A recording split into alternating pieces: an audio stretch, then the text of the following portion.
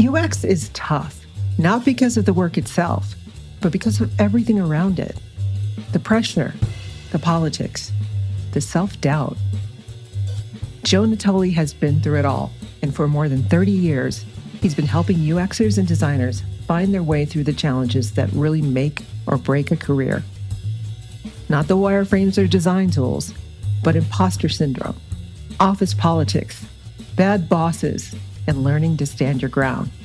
This is Making UX Work, where he tackles the battles no boot camp, book, or conference ever prepares you for, and shows you how to come out stronger on the other side.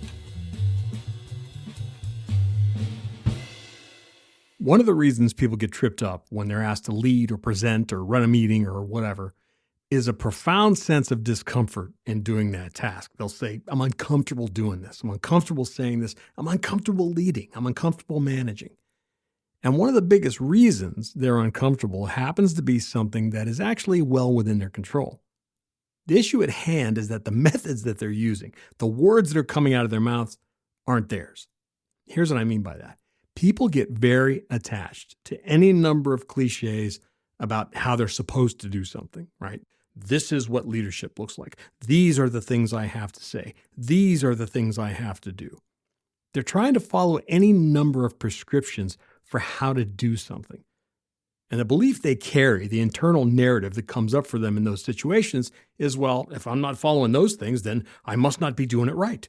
I'm failing. I'm not leading. I can't run the room or whatever it is. So the first thing you have to do, if you feel uncomfortable in situations where you have to lead or present or run something, is throw all that bullshit away. Chuck every single one of those fucking prescriptions in the trash because there's someone else's solutions for something that is very personal and extremely unique to each one of us. There is no one-size-fits-all solution or one method cures all prescription here. In other words, you got to do it the way you would do it so that when it comes out, it's true, it's honest, it's authentic, it's natural, and you're not second-guessing everything that comes out of your mouth. And you're also not nearly as worried about how people react to it because you're just being yourself. You're just operating from a place of honesty. You get what I mean? For example, I'm working with a government client right now, and someone said to me yesterday, and these are the words that they used. They said, you're like a gentle bull in a china shop. And I laughed. I laughed like hell, actually. And I said, okay, you got to unpack that one for me. What does that mean? And they said, well, you just walked into this project and dove into everything immediately, asked people questions, asked for direction, asked them for input, and you're just kind of inserting yourself in all positions. You're the new guy, but you're pushing and directing other people to do things already. But you do it in a way that's really kind and respectful, where nobody feels like, who the hell is this guy? And that's largely because this is my way, okay? My way is, if you're going to ask me to provide A, B, C, D, and E, then in return, I'm going to ask you and everybody else involved to do what needs to be done on your ends in order for me to do my part. All right? And that just comes from a very honest place. Here's what I got to do. Here's what I need. Can you help me with this? If you can't, no problem. Just tell me who to talk to. I am in from word go. I'm directing traffic as I see fit because I see all those things as critical to my ability to deliver. If I'm the one that's on the hook for results, then I see those reciprocal asks as a matter of fact. That's not me assuming the role of boss or leader or whatever. It's a matter of practicality.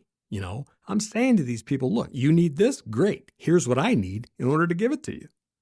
Which, incidentally, is what setting a boundary really is. I'm willing to do this for you, but only if you agree to do that for me. I come across a lot of people in my travels who do the same thing, and they do it the same way that I do it. Very matter-of-factly. Nobody gets upset, and the reason nobody gets upset is because it's coming from a real, honest, practical, pragmatic place. And I think the only time you upset somebody, okay, when you're in a leadership position or you're a boss or you're a manager or whatever, is when you're trying really hard to play that role of leader, right? When you're trying to assume what police officers call command presence, acting and speaking in a very formal, very rigid way that announces your leadership to all, as opposed to just being a human being that says, okay, cool, we got to do this thing. What do you need from me? Got it? I'm on it. Now, here's what I need from you as well in order to pull this off. Let's just dig in and figure this out together as we go. I firmly believe that as long as you do that, as long as you approach things this way on a very unassuming level of two humans just trying to help each other, it's very hard to go wrong. Now, here's something else I want you to understand that gets overlooked a lot. People I coach will say to me, overall, I was really nervous, totally sweating during that presentation, but there were a few moments where I felt good about what I said, and I did manage to at least get through it. Listen to me here. Every time you have a small moment of comfort, no matter how fleeting it may be, that is a win. That may not seem like a big deal to you, but that moment is truly important because it should serve as proof to you. Okay, this can work. I can do this.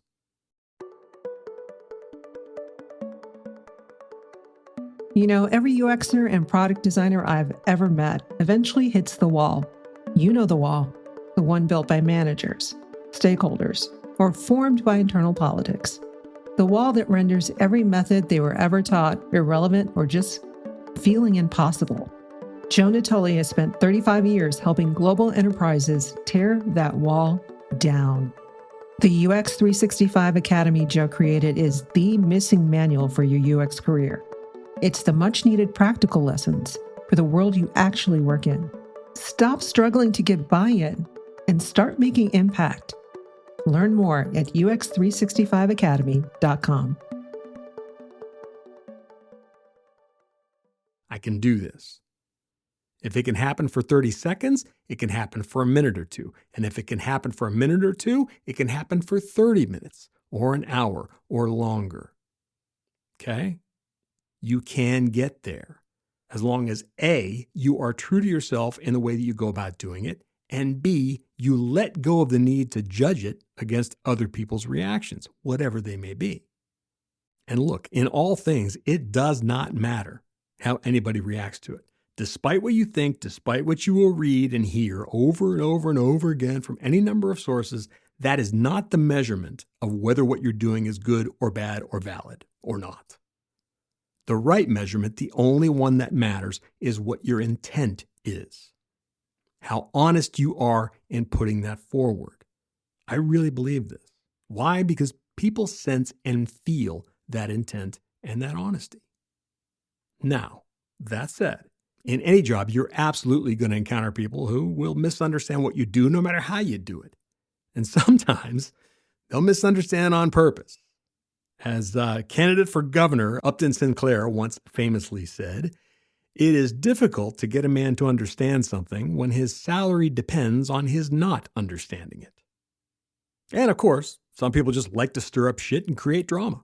Nowhere is this more true than on social media, okay? I'll give you an example. I posted something on Twitter a while back, and I'm still calling it Twitter, not calling it X. Too bad. I posted something that ended with an emoji that I use quite often, and that's the praying hands emoji. Now, I use this to represent bowing to that person, okay? Essentially to express gratitude, to express respect, to represent namaste, as which I first heard it loosely translates to the deepest part of me bows to the deepest part of you. I see you as a human. I am grateful for your existence, or for your words here, or for the interaction that we're having. Now, I learned this through Buddhist practice, which I mentioned in the post along with that explanation. So I post this kind, positive, deeply respectful thing, and almost immediately, in both comments and in my DMs, people lined up to say, well, that's actually Hindu and you're appropriating culture and it's disrespectful to, and all these other things. And I'm thinking, okay, look, it wasn't my intent. I'm just simply expressing something that I feel is important. It's just showing respect. Relax already. So my point is that in this situation, I have two options. I can either get really bent out of shape about that, or I can just have the conversation, just clarify my intent. Look, not where I was going. I totally respect that point of view. Every tradition is wonderful. Every culture has its own incredible things. That is all cool, all good. But if I judge what I did, if I judge my expression or my intent based on those people's reactions, that changes everything for me. Now I'm carrying that around. Their shit becomes a heavy bag that I put on my back and I walk around with it. And the effort and the strain of carrying that weight colors every move I make after that. It's the same for you. If you choose to carry that bag of other people's reactions, it colors what comes out of your mouth next. It colors your interactions with other human beings. It changes your intent. It changes your actions. And it most certainly will change the outcome of those actions. It'll make them less true, less honest, and less useful, and a lot less helpful or valuable. Listen to me. You cannot let that happen. So in any meeting, any interaction with people at work or on social media or wherever, you have to refuse to pick up that bag. Refuse to carry it. Just let it be what it is. Note the faces or the sideways looks or the chuckling or the people muttering under their breath or whatever the hell it is. You remind yourself that it doesn't fucking matter what all that is about. It's about them, not you. Sense a theme here? It's their bag to carry, not yours. And that helps you resist the urge to pick up that person's bag and carry it with every fiber of your being because, again, you are clear on the fact that it isn't yours to carry. This is the same thing that I often tell people about leadership. If you're leading, it can't be anybody else's thing. It has to be yours.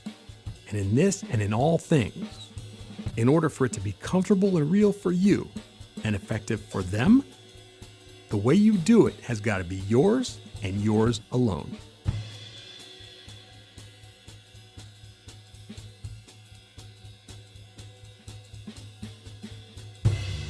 You've been listening to Making UX Work with Joe Natoli. Honest talk about the hidden challenges that shape a design career. See you next time. And until then, onward and upward.